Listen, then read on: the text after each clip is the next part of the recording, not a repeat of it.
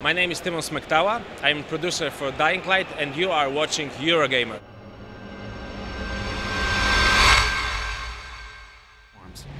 Did you see that? I'm looking at it, Jade. 2 drops. You have to get moving. We've got to get to that airdrop first. We really need those meds. Heyo gamers, Ian from Eurogamer back again with another exclusive interview, and this time it's about a zombie game. Not had enough of them lately, have we? Techlands, the developers of the kick a zombie in the face simulator Dead Island, were at this year's Eurogamer Expo showing off their new cross-generation IP Dying Light, which is a kick a zombie in the face simulator. Oh. Well, actually, that's not really fair. There is a lot more to Dying Light than shooing the undead. Here's Techlands, producer on the game, to tell us more. Dying Light is a first-person open-world action survival game with day and night cycle. It's a lot of words, but all of these words are important, and I have to use all of these words. And there are 2 very important things about our game. The first one is the natural movement system. Basically, it's the free running stuff. It's a system that allows you to traverse an environment with great ease. And the other thing is day and night cycle.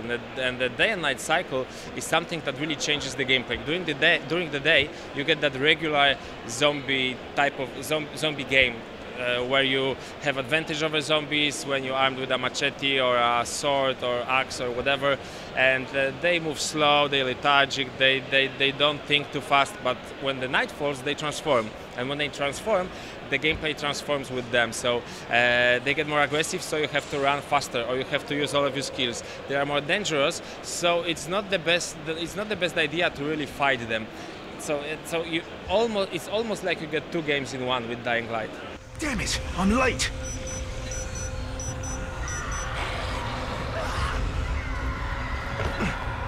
What rewards will you give people for not sleeping through the night in Dying Light? And how will you balance the missions if, for instance, you start one during the day and end up spending so long on it that it becomes night time?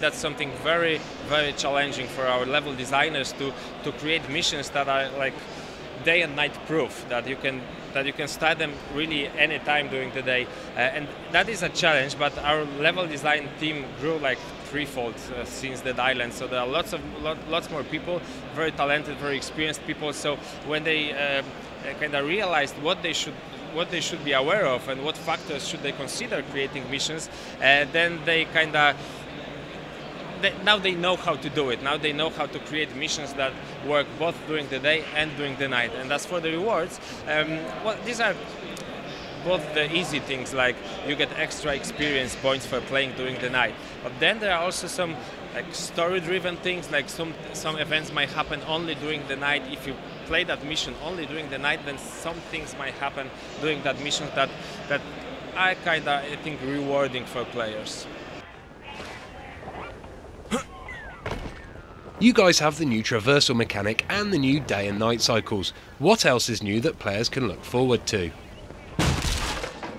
Dying Light can be played in 4-player co-op, and I think that's something that adds another layer to all of our gameplay mechanics. So you can come up with many interesting like teamwork strategies that can work, that you can use to fight zombies or just to succeed, just to complete missions. So I think that's one of the things. And then the other thing is, in terms of online play, we also have this new mode which is called Be the Zombie, and I think that's another quite new thing in zombie genre, when you can play as a zombie and invade other people's games.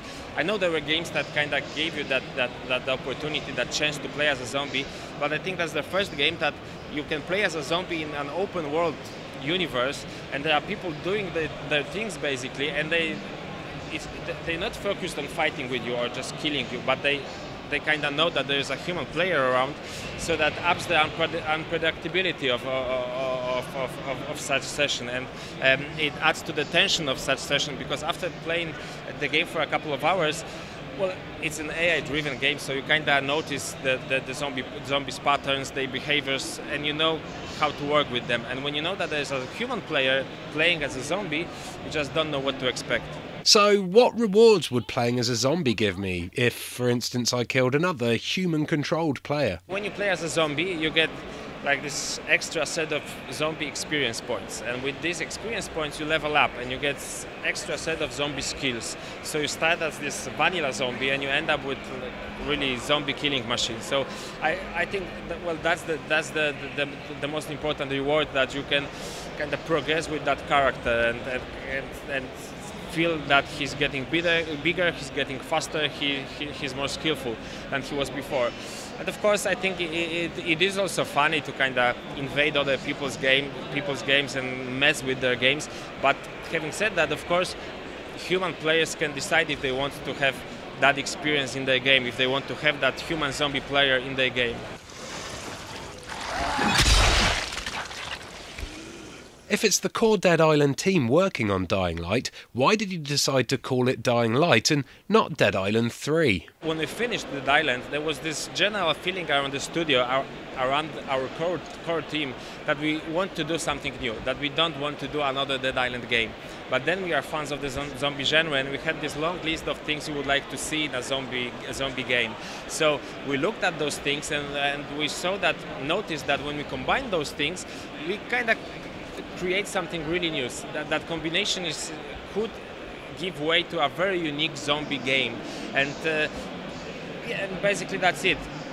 It is a fresh experience. It is something that people haven't played before, and because of that, it deserves a new name, and that's why it is Dying Light.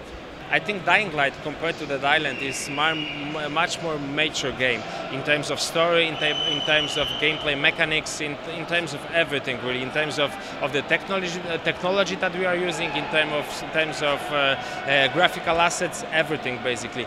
And I think people will be surprised by it. They will be surprised by the story, and they will be surprised by how complex our gameplay is. When you put Dead Island gameplay mechanics on paper, it really says, hey, it's a hack and slash game. When you put Dying Light gameplay mechanics on page, you really have to use all of that page to kind of describe what the game is all about and how it plays. No, stay away! Stay away! Obviously, Dead Island was a very popular game, but it did have a few rough edges.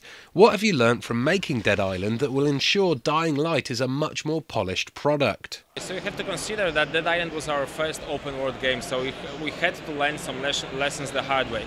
But as I was saying earlier, our level design team grew threefold, and I think the same goes for our quality assurance team and our playtesters. So we really put lots of resources into playtesting to make sure that that game really is a AAA product, and we really feel that we need to prove to people that we are able to give them that AAA product, AAA game. And I'm pretty confident we're just about to do it, because a couple of weeks ago we've hit alpha, so it means that, to be honest, the whole game really is there. It's not working correctly just yet, but we have everything that we want to have in our game already, and now it's just a matter of iteration and iteration and iteration to make it just happen, make it good, make it perfect. And because we still have a couple of months to do it, looking at schedules, at timelines, at deadlines, I'm pretty confident we are able to give players something which is close to perfect.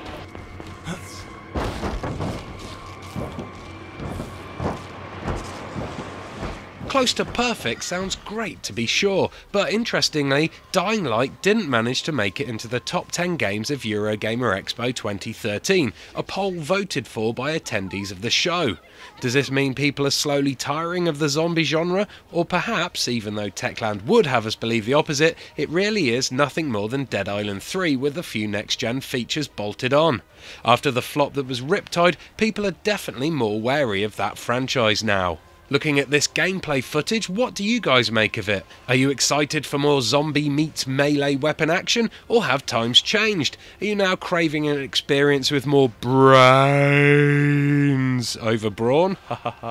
Let us know in the comments below, and as always, please click on the on-screen annotation to subscribe to the channel. It's the only known antidote to zombie viruses, so it's better to be safe than sorry. I mean, you don't really want to turn into this guy, do you?